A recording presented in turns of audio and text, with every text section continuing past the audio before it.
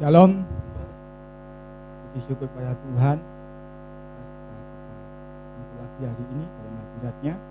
Oleh kemurahan Tuhan kita bisa hadir, karena itu kita sudah diberi kekuatan, kesehatan untuk bisa hadir hari ini. Dan biarlah kita sebentar ini mengkhususkan waktu ini 1 jam saja untuk merenungkan firman Tuhan. Pikiran-pikiran lain dipikirkan dulu. Kita akan belajar hari ini. Kita baca mulai dari kitab Filipi pasal 2. Saya akan baca mulai ayat pertama.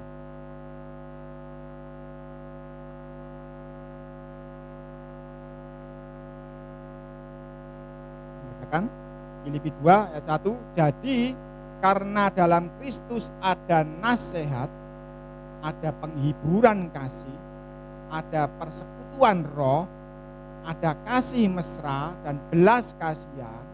Karena itu sempurnakanlah sukacitaku dengan ini. Hendaklah kamu sehati sepikir, dalam satu kasih, satu jiwa, satu tujuan. Ini Rasul Paulus mengatakan isi hatinya, katanya isi hati Bapak ya, melalui Rasul Paulus. Dia mengatakan bahwa di dalam Kristus ada penghiburan kasih, ada persekutuan roh, kasih mesra, dan belas kasihan. Itu kan hal-hal yang baik, hal-hal yang mulia.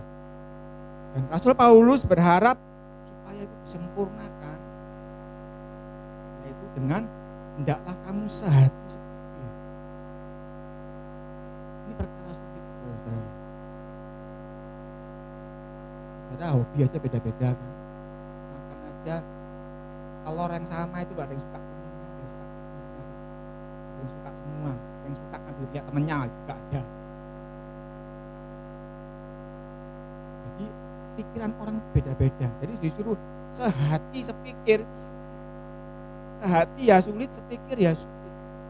Setiap kepala ini beda-beda. Makanan sama, ini kasinan, ini kurang kasih.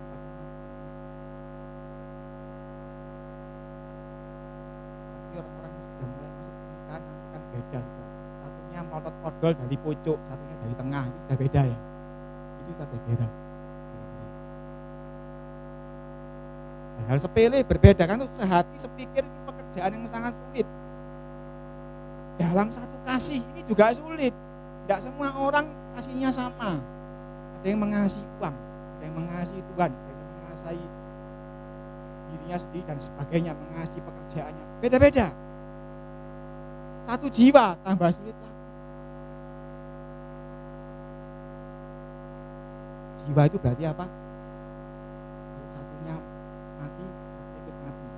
Sulit kan ya? Satu tujuan, ini juga sulit. Perkara-perkara sulit. Ayat 3, saya lanjutkan, ini juga sulit dengan tidak mencari kepentingan sendiri atau puji-pujian yang sia-sia. Sejak kecil kita dididik kamu harus juara satu ya, itu kan kepentingan sendiri, itu kan pujian. Kita dari kecil dididik seperti itulah. Rasul Paulus ngomong kebalikannya, tidak mencari kepentingan sendiri atau pujian yang sia-sia. Sulit. Sebaliknya, hendaklah dengan rendah hati seorang menganggap yang lain lebih utama daripada dirinya sendiri. Sejak kecil anak sekolah mulai belajar mencontek gara-gara kepingin menjadi yang utama, betul enggak? Dia enggak jadi utama, enggak bakal nyontek dong. Apa enggak naik enggak apa, dapat 4 enggak apa, ya toh? Enggak kan? Dia kepingin jadi yang utama kan, akhirnya lah keluar buah yang negatif dan sebagainya. Jadi yang dikatakan Rasul Paulus ini hal-hal yang sulit, tak kita bahas di sini, tidak cukup juga. Bisa jadi retret 3 hari 3 malam.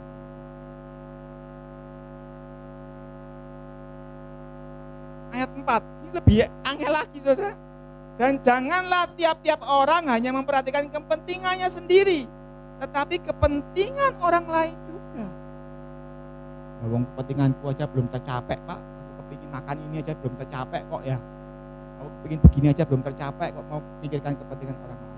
Sulit kan ini, hal-hal yang sulit. Tetapi memang Rasul Paulus sudah ngomong di depan. Karena itu sempurnakanlah. Artinya apa? Hal-hal ini hal-hal yang sempurna. Tetapi Rasul Paulus juga tahu, dia juga mengalami hidup di dalam daging yang penuh kelemahan. Karena itu di ayat yang kelima, hendaklah kamu dalam hidupmu bersama menaruh pikiran dan perasaan yang terdapat juga dalam Kristus Yesus. Hal-hal yang sulit tadi itu mau dipelajari sulit. Tapi ada satu contoh, yaitu Yesus Kristus. Kita hanya perlu contoh. Ya, belajar satu buku untuk besok ulangan kan lebih sulit daripada nyontek temannya sebelah kan.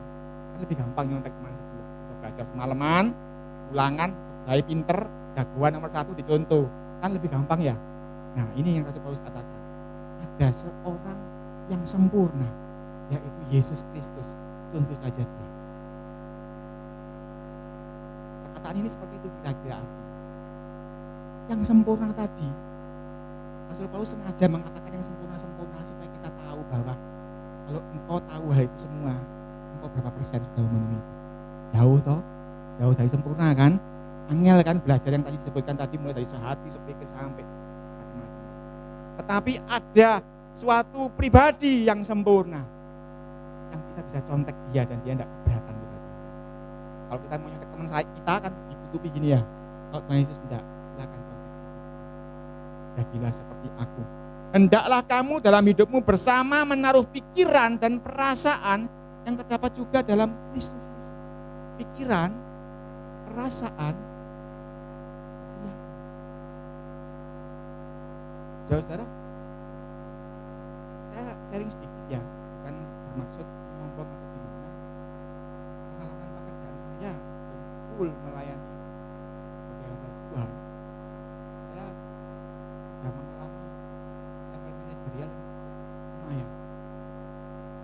Bagaimana saya mengatur perusahaan dengan 2.000 orang, bagaimana planning saya harus dijalankan sampai yang orang yang paling bawah, yang ketemu saya aja saya tidak kenal siapa dia.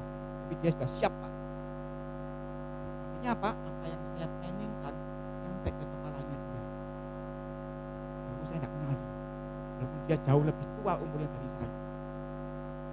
Bahkan ketemu di pasar pun saya nggak tahu dia siapa, tapi dia mengambil kata saya. Dia tahu ini yang ngasih perintah. Artinya apa?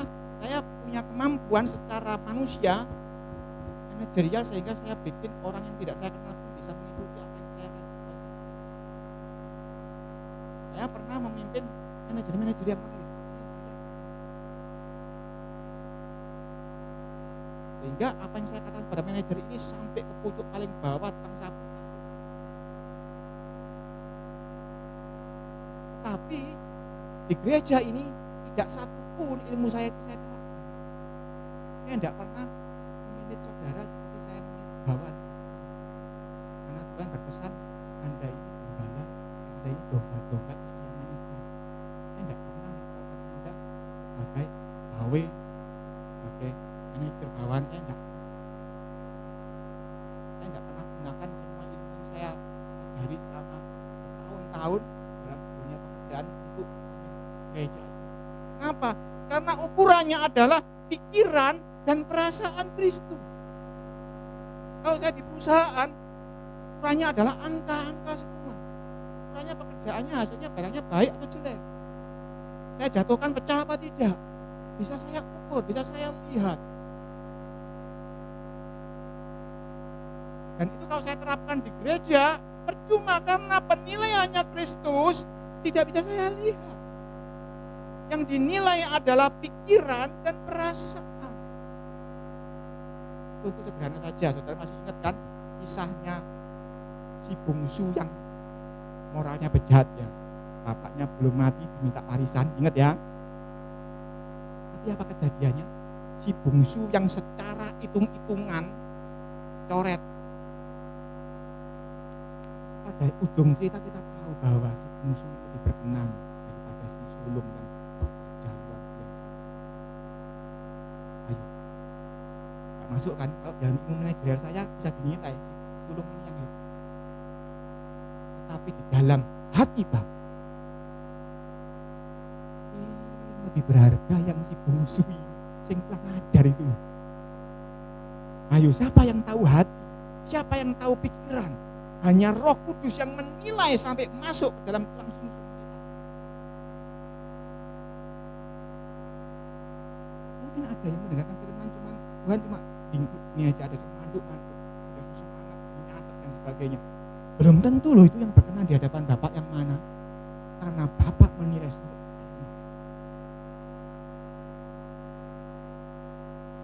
apa yang dilihat oleh mata itu bukan manusia. Kalau penilaiannya itu oke, saya akan terapkan ilmu saya manajerial. Karena semuanya itu nanti ujungnya ada goalnya, ada targetnya, semua bisa dihitung, bisa dilihat. Tapi dalam Tuhan tidak berguna. Saya tidak pernah mengatakan kemampuan saya sebagai pemimpin yang saya tidak berlaku. Rasul Paulus ngomong, hendaklah dalam hidupmu bersama menaruh pikiran dan perasaan. Pikiran, pandangan, dan perasaan yang sama yang terdapat dalam Kristus. Ini yang kita mau bahas. Karena kalau bahas yang tadi di awal-awal tadi sulit sempurna itu, kita cuma perlu nyuntuh Tuhan Yesus gampang-gampang. Sebab sudah terbukti Bapak ngomong, inilah anakku yang kukasihi, kepadanya lah aku berkenan. Ya toh, sudah terbukti kan bahwa Bapak berkenan pada dia kan, kita tinggal nyuntuh dia. Ayat 6, yang walaupun dalam rupa Tuhan tidak menganggap kesetaraannya dengan Tuhan itu sebagai milik yang harus dipertahankan. Mau nyuntuh Tuhan Yesus, ya ini contoh dia. Yang walaupun dia dalam rupa Tuhan, dia itu Tuhan, tapi tidak menganggap ketuhanannya itu sebagai milik yang harus dipertahankan, melainkan telah mengosongkan dirinya, mengambil rupa seorang hamba dan menjadi sama dengan manusia.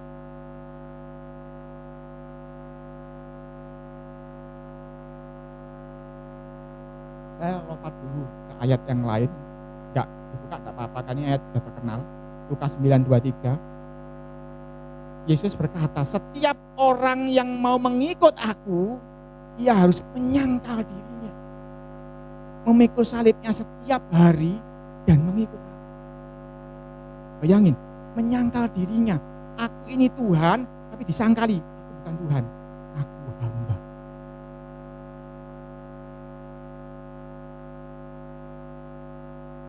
Anda semua kan pernah jadi anak. Mungkin ada yang pernah jadi orang tua. Oke, jadi anak kan pernah jadi anak semua. Aku ini anak yang pertama, harusnya begini-begini. Aku ini anak yang muda, harusnya begini-begini. Tapi Yesus ngasih contoh. Engkau harus menyangkali bahwa engkau anak yang pertama. Engkau harus menyangkali anak yang kesekian. Engkau harus menyangkali anak yang harusnya diginiin sama orang tuanya. Engkau harus sangkal. Ini contoh saja anak. Angel ya, angel. Apalagi anak bungsu yang paling disayangi misalnya, terus tidak disayangi kan angel. Anak bungsu yang biasanya suka, pokoknya aku semua. Enggak, aku anak bungsu, aku anak sulung. Anak sulung apa? Kamu lapar ya? Ya lapar. Ya, bisa. Itu loh Tuhan Yesus. Dia ini Tuhan, tetapi dia enggak Tuhan lagi. Aku mengambil rupa seorang hamba. Ini kalau kita bisa contoh itu, nanti yang sempurna-sempurna tadi otomatis terjadi dalam hidup. Karena yang sudah berkenan dari Bapak ini kita contoh saja, gampang, contek dia. Dan dia enggak keberatan itu. Menjalani penyangkalan diri itu, mau nggak mau kita dikatakan tadi memikul salib setiap hari, memikul penderitaan. Tapi untungnya dikatakan dan mengikut aku. Berarti kita nggak sendirian. Selalu ada Yesus di depan. Mengikut itu kan berarti ngekor ya. Yesus gini, kita ikut gini. Pernah yang ikut tarian, ikut apa yang namanya itu senam-senam ya. Pemimpinnya ngapain, ikut aja gini ya gini. Gini ya gini gitu aja. Jadi kita bersama Yesus. Kita nggak sendirian. Yesus ngapain aja kita tiru aja. Kita kembali lagi ke tadi yang Filipi. Yang walaupun dalam rupa Tuhan tidak menganggap kesetaraannya dengan Tuhan sebagai milik yang harus dipelihara. Melainkan telah mengosongkan dirinya sendiri, mengambil rupa seorang hamba sama dengan manusia hamba tadi. Dan dalam keadaan sebagai manusia ayat 8, ia telah merendahkan dirinya dan taat sampai mati. Bahkan sampai mati di kayu. Hari ini kita belajar hati hamba. Yesus mengenal hati hamba ini gampangannya saudara ya. Saya tidak tahu saudara pernah punya pembantu atau punya pembantu, tapi pengalaman kami beberapa kali pernah punya pembantu. Dulu zaman papi mami ada, kita punya pembantu beberapa kali.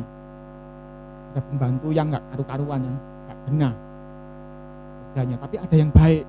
Saya ingat ada seorang pembantu yang saya panggil biasanya namanya Mbok itu aja. Pembantu itu begitu mengerti posisinya sebagai pembantu. Dia merendahkan diri. Dia benar-benar menganggap semua ini yang si rumah ini semua juragannya dia. Sehingga kita kan dari kecil sudah dilatih ya untuk nyapu, cuci piring dan sebagainya sama orang tua. Ketika pembantunya si Mbok ini, saya pegang sapu, mau nyapu. Dia lari-lari. Jangan jangan. Mbok saja yang nyapu. Gak pantas ada Mbok.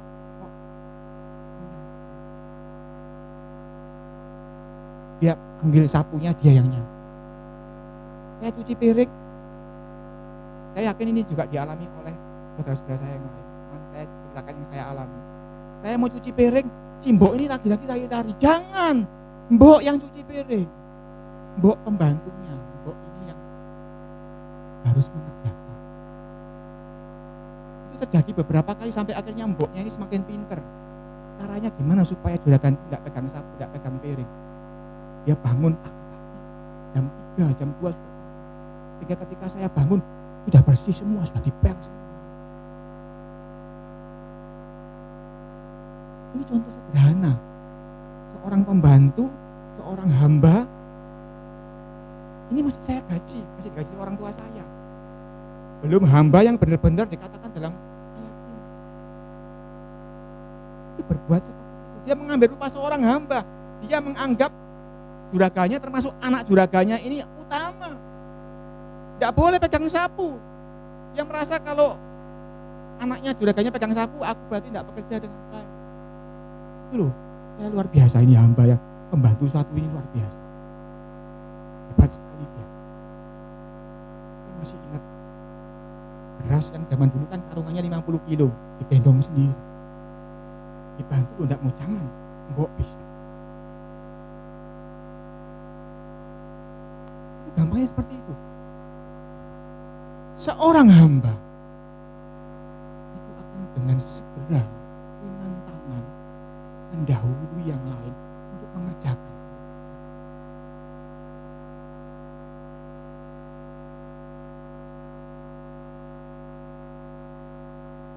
Ketika saya menerima tawaran dari gembala sebelumnya Papi untuk menjadi gembala, ini yang ditekankan. Ketika saya menjadi hamba Tuhan, ya ini yang harus.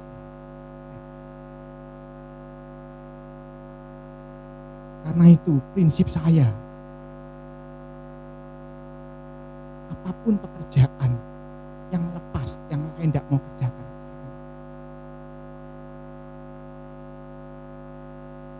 Kalau tidak ada yang mau ngepel pun saya akan pel. Saudara pasti lihat sendiri kan bagaimana saya datang, saya tidak duduk menyembah itu, tidak kan. Benakno ini, benakno itu. Istri dan anak saya juga saya didik seperti itu. Benakno ini, benakno itu. Saya tidak bermaksud untuk mencela saudara. Tetapi kalau saudara nanti belajar menjadi hamba, saudara akan rebutan dengan saya, betulin semuanya. Nggak bisa tanya, Pak, ajari saya. Saya mau kerjakan pekerjaan ini.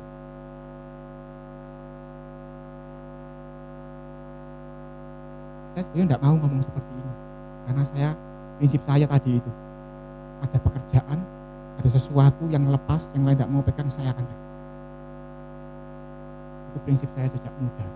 Karena prinsip saya sejak muda dulu, tidak ada satupun pekerjaan yang tidak ada upah.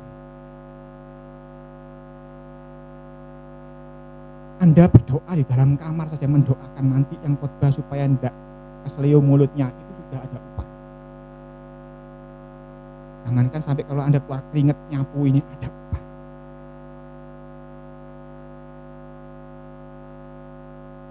Saya kira-kira 5 tahun sama istri saya tinggal di sini.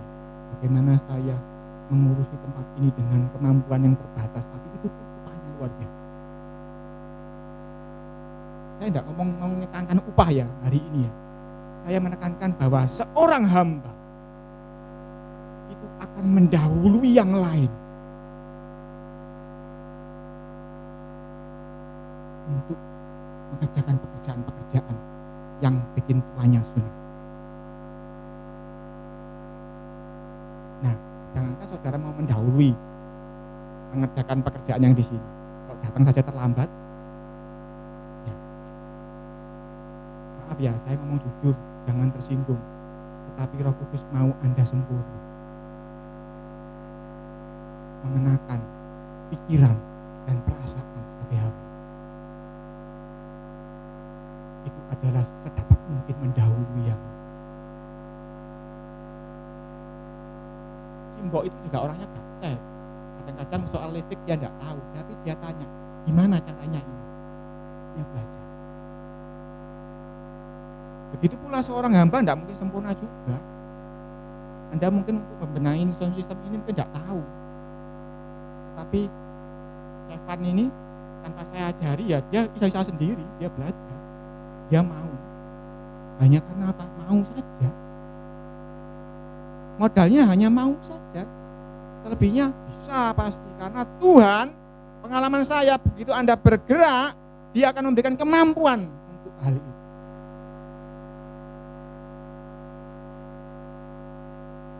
Jadi hari ini kita belajar bahwa pikiran dan perasaan kita seringkali masih kuat semua. Seringkali itu tadi. Bahkan tidak cuma di dalam gereja ini saudara ya. Saudara di dalam rumah tangga, bukan kepala rumah tangga, harus dihormati. Aku kan istri, harus disayangi. Aku kan anak, harus dipelihara. Aku kan orang tua, harus dihormati. Tetapi kita harus belajar mengenakan kulkas. Aku memang orang tua, harusnya dihormati. Anak kurang ajar harus tak kutuki supaya jadi malin kundang, jadi batu. Enggak. Anakku, engkau diberkati Tuhan. Jadi anakku. Walaupun anak aja. Begitu pula sebaliknya, mungkin orang tuamu tidak sempurna. Memang tidak ada yang sempurna di dunia. Engkau boleh mengenakan hati seorang hamba. Iya, nek tak hitung-hitung ayah ibuku ini tidak pantas tak sebut ayah ibu deh. Tapi cobaan kenakan, aku ini babunya dia. Aku di sekolah, dia nak babu di sekolah, nggak ada toh? Tapi Anda disekolahkan, aku ini babu loh disekolahkan. Anda akan penuh dengan ucapan syukur dengan orang tua, seberapa pun orang kamu. Tapi kalau kau nuntut, apa ini, mama ini kok gini toh, Anda akan nuntut. Anda akan jadi penuntut, Anda tidak akan punya perasaan dan pikiran yang seperti itu. Yesus pernah nuntut enggak? Enggak. Dia turun sampai bawah. Bahkan yang ditebus itu loh, yang nusuk, yang mencambuk, yang menyobek bajunya, itu yang dia tebus. Yang mengatakan salibkan dia, itu loh yang dia tebus. Dia mengenakan rupa seorang hamba. Aku bukan Tuhan lagi. Aku pantas dipecuti, aku pantas dicambuk karena aku ini hamba. Hamba yang tidak menyenangkan Tuhan. Ini bisa dikenakan pada semua. Engkau karyawan, engkau pimpinan, engkau manajer, engkau orang tua, engkau anak, engkau istri, engkau suami. Apapun kondisimu, kalau engkau melepaskan jabatanmu itu dan mengenakan rupa seorang hamba, engkau akan menjadi seorang yang baru. Engkau akan memandang dengan cara pandang yang baru. Yang tadi yang gerundel dari mengucap syukur. Tentunya tadi itu kan, aku ini pembantu, kok di sekolah nih. Saudara akan mengucap syukur pada Bapak Ibumu, apapun keadaannya. Tentu sederhana itu. Banyak contoh yang lain tidak mungkin cukup. Tetapi setiap orang kan punya jabatan. Entah anak, entah orang tua, istri, suami. Bahkan saya ini sebagai gembala, Anda sebagai jemaat mungkin penatua dan sebagainya. Tapi harus kalau kita pelajari dalam teks aslinya dalam bahasa Yunani, mengenakan rupa seorang hamba. Hamba ini menggunakan kata doulos. Doulos ini apakah sama dengan kata hamba? Tidak persis sama. Saya bacakan dalam bahasa Inggris ya. Doulos itu artinya secara properly someone who belongs to another. Seseorang yang menjadi milik orang lain. Saudara pernah punya guguk meong? Milikku, tak beli, tak saduk ya tidak apa-apa, kasih makan ya tidak apa-apa. Karena apa? Tak beli. Doulos ini someone who belongs to another. Seseorang yang menjadi milik orang lain. Seorang suami, aku bukan suami, aku miliknya dia. Istri ya gitu, aku bukan istri, miliknya dia. Arti yang pertama, someone who belongs to another. Arti yang kedua, bond slave without any ownership rights of their own. Doulos seorang budak belian yang tidak punya kepemilikan, tidak punya hak milik terhadap apapun yang dia miliki. Jadi mataku ini bukan mataku lagi dicopil ya tidak apa-apa. Zaman dahulu budak-budak kalau tuanya kedinginan di musim dingin, ini kamu paling gemuk ya, pasti badanmu anget. Ini perutnya dibelah, kakinya tuanya dicelupkan supaya bertahan hidup di dalam perut budaknya. Karena apa? Udah tak beli. Dia tidak punya hak perut, bukan perutmu lagi, ini perutku sudah tak beli. Bond slave without any ownership right. Seorang budak belian yang tidak punya hak milik terhadap apapun yang dia miliki. Pikiranmu bukan pikiranmu, hatimu bukan hatimu, kakimu bukan kakimu. Karena itu Rasul Paulus ngomong, kalau aku hidup, aku ini hidup untuk Kristus. Hidupku bukannya aku lagi, bukan milik. Aku ini doulos, aku ini a bond slave, budak belian yang tidak berhak terhadap hidupku sendiri. Aku ini milik Kristus. Yesus ya gitu, aku gak berhak lagi, aku Tuhan enggak, aku ini hamba. Aku apakah hamba punya hak milikku? Enggak, aku mau disalib, mau dipecot, bukan milikku lagi. Kulit bukan kulitku lagi. Lambung ini bukan lambungku lagi. Mau ditusuk, diadil-adil, ya enggak apa-apa. Itu ya. Pikiran dan perasaannya Kristus. Jadi nyanyinya gampang, apalagi nyombong nyanyinya. Hati sebagai hamba, Tuhan cek sombong. Ya pernah tahu nyanyi lagu itu kan? Saya nyanyi itu mbak izin pasti di hadapan Tuhan. Karena apa? Belum apa-apa saya masih, ini tanganku Tuhan, ini masih mata. Padahal doulos itu artinya seperti itu, bond slave without any ownership right. Tidak punya hak kepemilikan terhadap apapun yang saya miliki. Angel tapi kan gak ruwet toh. Kalau yang tadi kan ruwet macam-macam, sehari sepikir itu ruwet sekali, sulit dipelajari. Tetapi contoh ayat Tuhan Yesus, dia mengenakan rupa seorang hamba.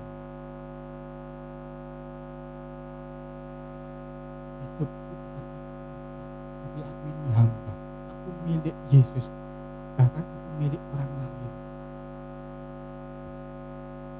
Terserah aku toh mau ngapain saja. Aku kan orang modern, aku kan baru istri orang modern. Ya, tapi aku bukan milik keluarga, aku milik suami.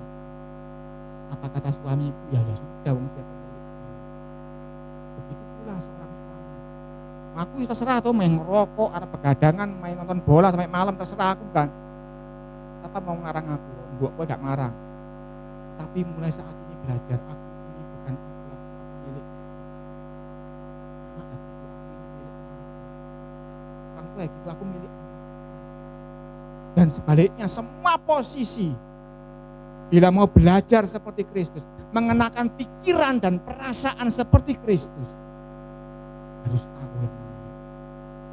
Pak, nek tahu gini aku tadi malas nyontek. Tidak, enggak enak contekan.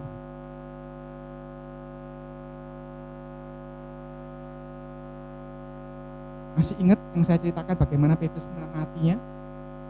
Roma dibakar, dia keluar ngungsi dari Roma, ketemu Yesus. Tuhan, semua orang lari dari Roma, kenapa Tuhan menuju Roma? Yesus ngomong, aku mau ke Roma untuk disalibkan, langsung jeglek. Loh, ternyata ini Tuhan Yesus.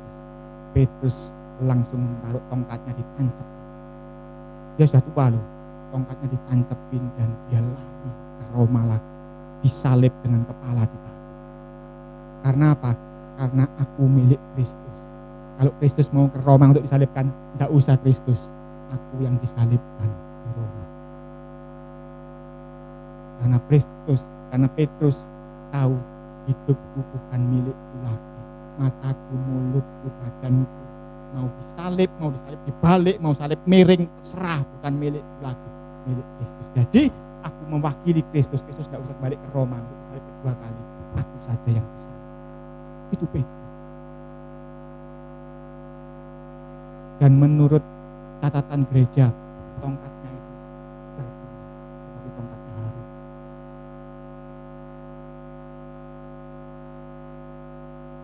Menunjukkan bahwa dia hidup. Walaupun dia mati di sana, tapi dia hidup melalui tongkatnya menjadi tumbuhan yang berguna. Saudara, rupa seorang hamba itu seperti itu loh kira-kira. Saya ini aja belum tak banget. Dua definisi itu bahwa kita menjadi milik orang. Someone who belongs. One slave without any ownership. Milik. Kalau kita mengenakan pikiran dan perasaan seperti ini, saudara tidak akan hidup seperti yang sebelumnya. Saudara akan memandang orang lain dengan cara berbeda.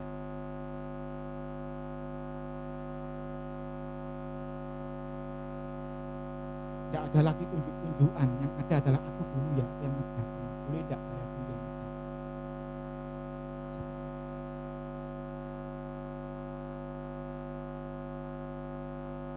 Rupa seorang dulu-duluan datang.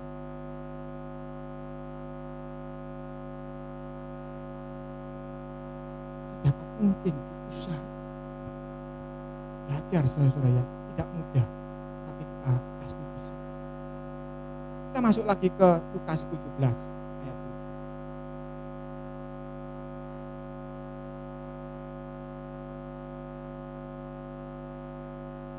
Saya bacakan Lukas 17 ayat 7.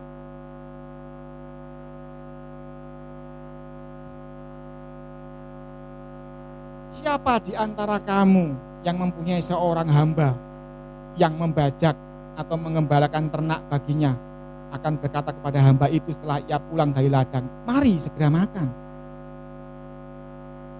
Ayat 8. Bukankah sebaliknya ia akan berkata kepada hamba itu, sediakanlah makananku, ikatlah pinggangmu, dan layanilah aku sampai selesai aku makan dan minum. Dan sesudah itu engkau boleh makan dan minum. Ayat 9. Adakah ia berterima kasih kepada hamba itu karena hamba itu telah melakukan apa yang ditugaskan kepadanya? 10. Demikian jugalah kamu, apabila kamu telah melakukan segala sesuatu yang ditugaskan kepadamu, hendaklah kamu berkata, kami adalah hamba-hamba yang tidak berguna. Kami hanya melakukan apa yang kami harus lakukan. Ini sebuah perumpamaan. Kalau saya punya seorang budak, habis kerja di sawah, acul, macam-macam, pulang. Budak pulang dari kerja ya enggak kan gini. Capek ya, lapar ya, makan dulu. Enggak akan, budak enggak gitu. Pulang kerja ya tetap, ayo, lihat aku makan duluan. Aku tuanya. Artinya apa? Seorang hamba, habis kerja gini, saya kerja gini lagi. Tidak ada dalam kamusnya seorang hamba. Tidak akan ngomong, itu kok enaknya duduk-duduk aku kerja lagi. Tidak ada. Aku sudah melakukan ini, sudah ini, kok terima kasih. Tidak ada. Katakan di sini, apakah tuannya patut berterima kasih setelah dia melayani? Tidak ada, tidak patut, sudah dibeli.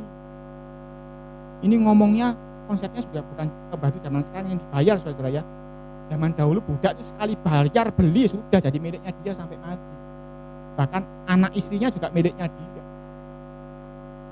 Jadi kayak persis punya kayak guguk gitu loh. Guguk itu kan diberikan satu, setelah punya anak, ya milikmu juga anaknya toh. Begitu pula budak-budak zaman dulu. Punya anak ya jadi budaknya juga.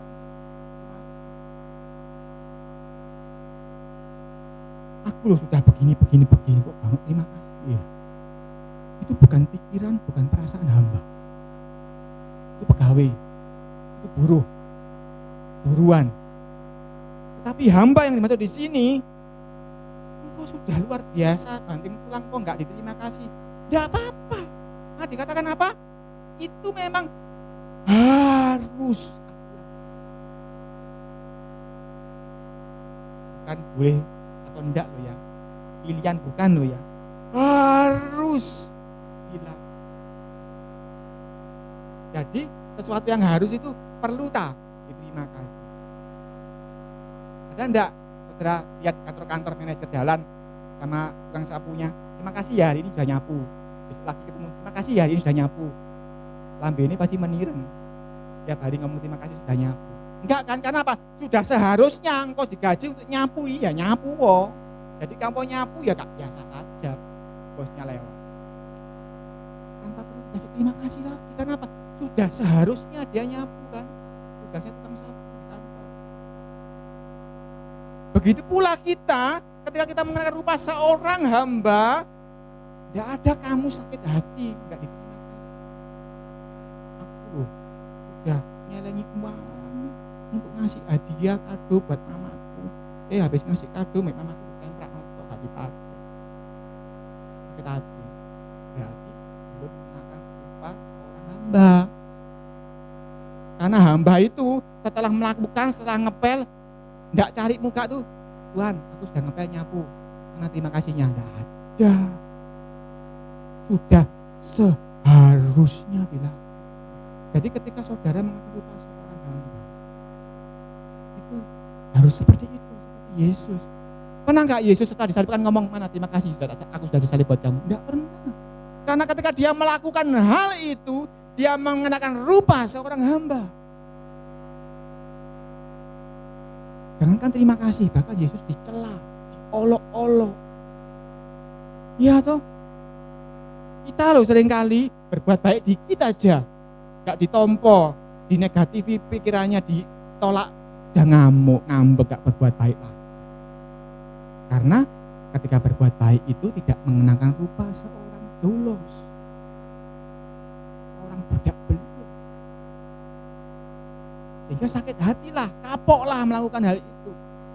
Tetapi ketika kita menjadi seorang hamba, kita tidak akan melihat yang lain ini seorang yang harus diiri ataupun kepingin diapain, tapi kita melakukannya seperti memang seharusnya aku lakukan.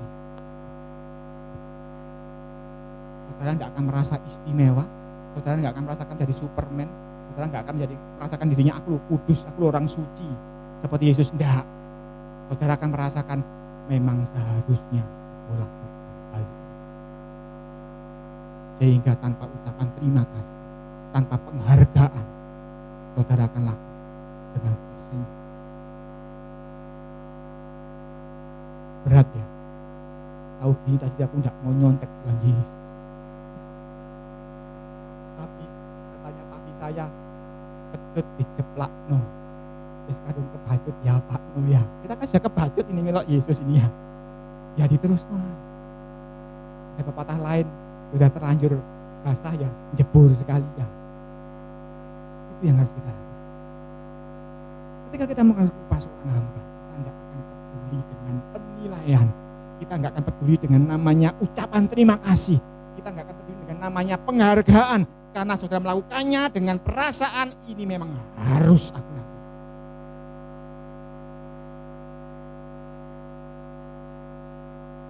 Ada nggak namanya gegeran kalau ada toh?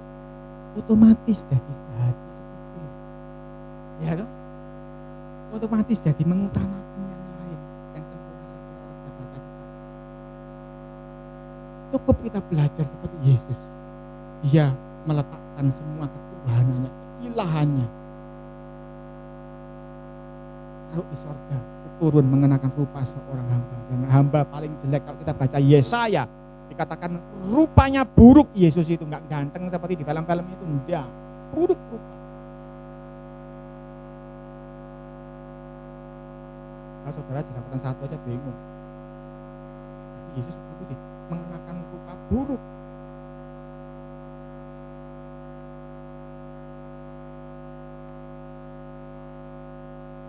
Dan dia rela mengenakan semua itu. Kita masuk ke ayat yang terakhir, Matius 8.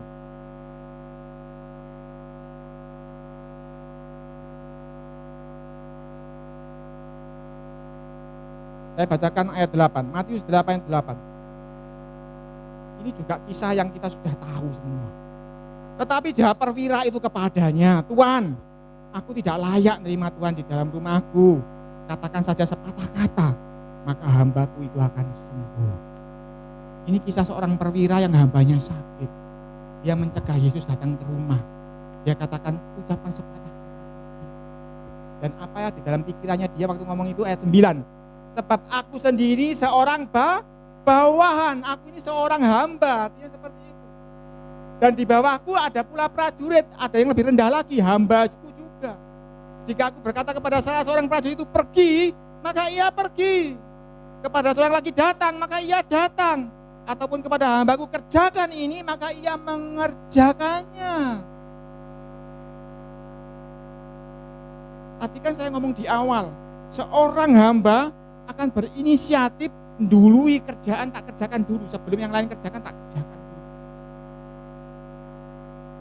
Inisiatif sendiri orang hamba. Tetapi ada level berikutnya di mana seorang hamba akan diperintah melakukan sesuatu.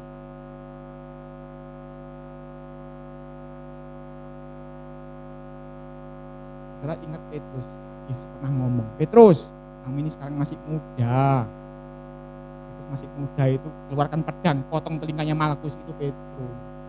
Tapi dia ngomong, nanti engkau akan ikat pinggangmu dan engkau akan ditarik orang. Nanti Petrus itu akan seperti sapi tarik orang. Padahal dia dikatakan, kepadamu aku letakkan gereja ini, gembalakan domba-domba. Yesus menyerahkan gereja ini kepada tangan Petrus. Tapi dikatakan Petrus, engkau nanti akan diikat pinggangmu, engkau akan ditarik. Artinya apa? Walaupun engkau pemimpin, engkau nanti akan ditunjuk orang, lakukan ini, lakukan itu, lakukan ini. Tapi Petrus mengenakan rupa seorang hamba. Ini kalau saudara lihat nanti di dalam kisah-kisah itu nanti, dalam perjanjian baru, Petrus juga pernah berseberangan dengan Rasul Paulus. Petrus itu tua loh, tua sekali loh. Rasul Paulus itu masih muda loh. Tapi Petrus tidak sampai bertikai dengan Rasul Paulus. Karena dia sudah dikatakan oleh Yesus, engkau nanti akan diikat. Walaupun dia pemimpin gereja saat itu, setelah Yesus naik ke surga. Tapi dia akan diikat dan dia akan turun.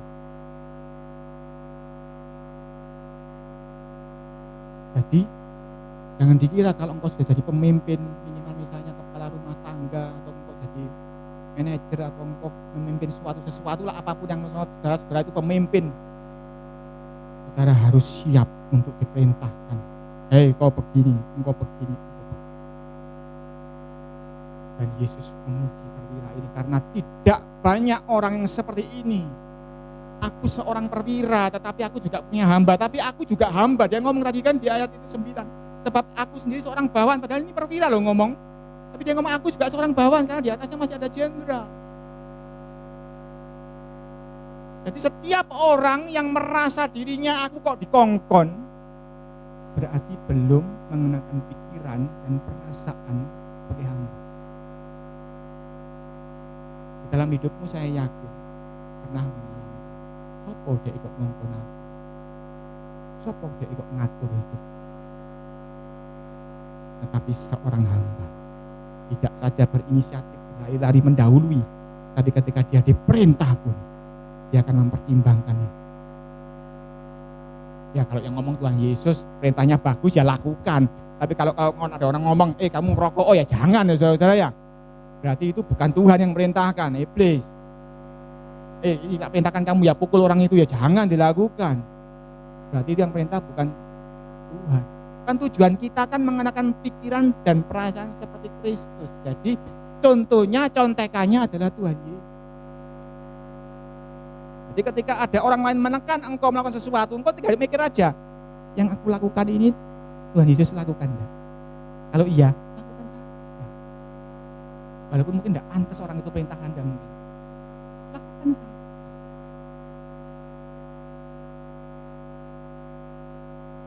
Gampang ya. Gitu ini. Saudara dalam posisi yang harusnya memerintah tapi saudara diperintah. Gampang saja. Saudara lihat aja Yesus senang enggak aku lakukan ini? Senang aku. Walaupun aku diperintah, seharusnya engkau di atasnya. Ini loh rupa seorang hamba. Ya toh, belajar kan Yesus seperti itu kan. Dia kan pemilik, aku penciptamu. Kok aku dipecuti. Tapi dia melihat Bapa, ya karena begitu besar kasih-Mu maka aku diberikan kepada dunia ini supaya Anda berdoa. Jadi dia diperintah orang sana pikul salib, pikul dia. Siapa lu kok memerintahkan aku pikul salib? Ya toh Yesus kan bisa ngomong begitu. Tapi dia pikul salib karena apa? Karena dia memandang wajah Bapa. Bapa senang enggak aku pikul salib? Senang, tak lakukan. Walaupun aku enggak harusnya diperintahkan orang itu untuk pikul salib. Iya kan? Nah, hal-hal seperti ini loh saudara lakukan, baik di dalam gereja ini, baik di dalam rumah tangga, baik di dalam pekerjaan, rupa seorang hamba kamu akan menuju sempurna seperti ini. Ku mau seperti-Mu Yesus, disempurnakan. Tapi ini loh proses disempurnakan, mengenakan pikiran, perasaan seorang hamba. Ini loh hati hamba yang Bapak cari. Ya, lagunya kan seperti itu ya. Telah kau temukan di dalam UDR ya. Padahal kita masih belum rela karena kita dia. Disuruh-suruh orang sih tenteng sopo kan menurut kita. Ya. Tidak perlu kita pikirkan sulit-sulit seperti yang tadi. Cukup kontak Tuhan Yesus. Kita akan belajar. Mari kita duduk dalam doa.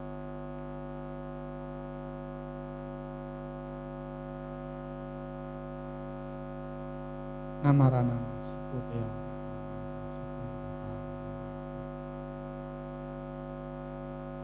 Nama karana masih pitiatu rakala. Tuhan Yesus, pagi ini kami memberanikan diri membahas pribadi-Mu Tuhan. Kami tahu bahasan kami ini juga tidak sempurna. Tapi paling tidak kami tahu sebuah gambaran Tuhan pencipta langit dan bumi mengenakan rupa seorang hamba Siapa yang tahan seperti itu Tuhan? Kami ini debu tanah, tidak mampu melakukannya. Berontak sekali setiap waktu Tuhan. Setiap kali proses itu berjalan kami berontak.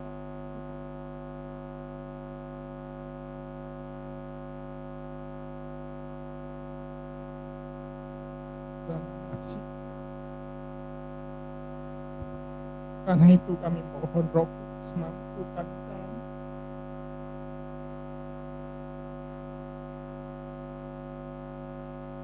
Roh Kudus mampukan kami. Semua anak-anak-Mu yang mendengar firman Tuhan hari ini, jamah, mampukan dalam setiap kondisi mereka semua masing-masing. Karena siapa yang mampu seperti Engkau Tuhan? Kami ini debu.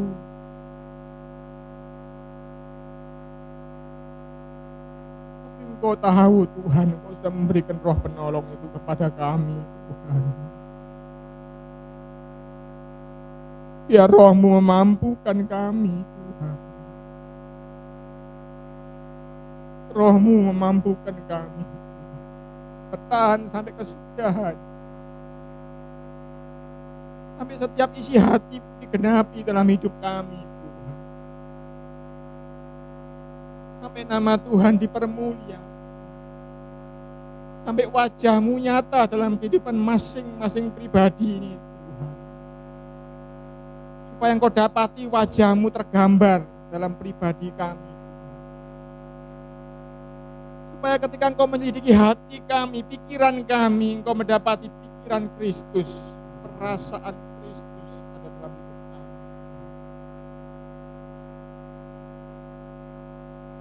Haleluya. Kami tahu Tuhan, Engkau ingin kami sempurna. Walaupun secara manusia itu mustahil, tapi bagimu tidak ada yang mustahil. Kalau Engkau sudah sampaikan firman Tuhan ini hari ini, itu berarti Engkau akan memampukan kami menjadi pelakunya. Terima kasih Tuhan. Engkau begitu baik. Semua yang sudah mendengar, dia diberikan kuasa menjadi pelaku firman. Karena Roh Kudus yang ajaib itu akan menyertaimu, memampukanmu menjadi terang, menjadi garam yang menyedapkan semua di sekitarmu. Engkau akan diubahkan menjadi satu ciptaan yang baru, yang menyenangkan hati baru. Terima kasih Tuhan. Hamba-Mu sudah selesai bicara, tapi Roh Kudus akan mengerjakan bagiannya, menyelidiki setiap hati, berperkara pada setiap hati, setiap pikiran. Engkau akan bersihkan, murnikan, seperti Engkau memurnikan perak, seperti Engkau memurnikan emas. Engkau akan memurnikan kami Tuhan, karena Engkau sudah tetapkan kami jadi satu perangkat, jadi satu perhiasan yang mulia untuk menghiasi kerajaan-Mu ya Bapa. Terima kasih Tuhan. Biar setiap firman yang sudah disampaikan kami boleh terima dengan iman untuk menjadi kehidupan kami. Di dalam nama Yesus kami alaskan doa syukur kami. Haleluya. Amin. Tuhan Yesus